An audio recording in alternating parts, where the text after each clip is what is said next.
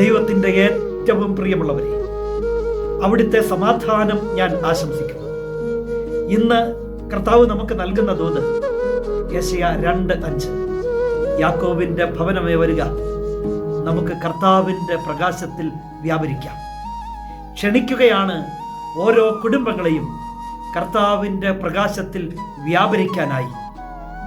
കർത്താവിൻ്റെ വരവിനെ കുറിച്ച് അങ്ങനെ തന്നെയാണ് തിരുവചനത്തിൽ രേഖപ്പെടുത്തി വച്ചിരിക്കുന്നത്. വിശുദ്ധ യോഹന്നാൻ എഴുതിയ സുവിശേഷം 1-ാം അധ്യായം 4-5 വചനങ്ങൾ. അവനിൽ ജീവനുണ്ടായിരുന്നു, ആ ജീവൻ മനുഷ്യരുടെ വെളിച്ചമായിരുന്നു. ആ വെളിച്ചം ഇരുളിൽ പ്രകാശിക്കുന്നു, അതിനെ കീഴടക്കാൻ ഇരുളിന് കഴിഞ്ഞില്ല. അതെ, ആ പ്രകാശത്തിൽ ജീവിക്കാൻ, ആ വെളിച്ചത്തിൽ നിറഞ്ഞ് ജീവിക്കാനാ ഓരോ കുടുംബങ്ങളെയും ഓരോ വ്യക്തികളെയും ദൈവം ക്ഷണിക്കുന്നത്. അവനിൽ ജീവിച്ചാൽ ഒരിക്കലും ഇരുളിന് കീഴടക്കാൻ സാധിക്കുകയില്ല, അന്ധകാരത്തിലായി പോകുകയില്ല ജീവിതം. എങ്കിൽ ആ സന്നിധിയിലേക്ക് കടന്നു വരണം നമ്മൾ ഓരോരുത്തരും.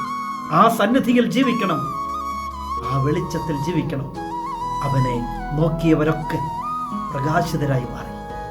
കരുണാമയനായ ദൈവം നമ്മെ എല്ലാവരെയും സമൃദ്ധിയായി അനുഗ്രഹിക്കട്ടെ.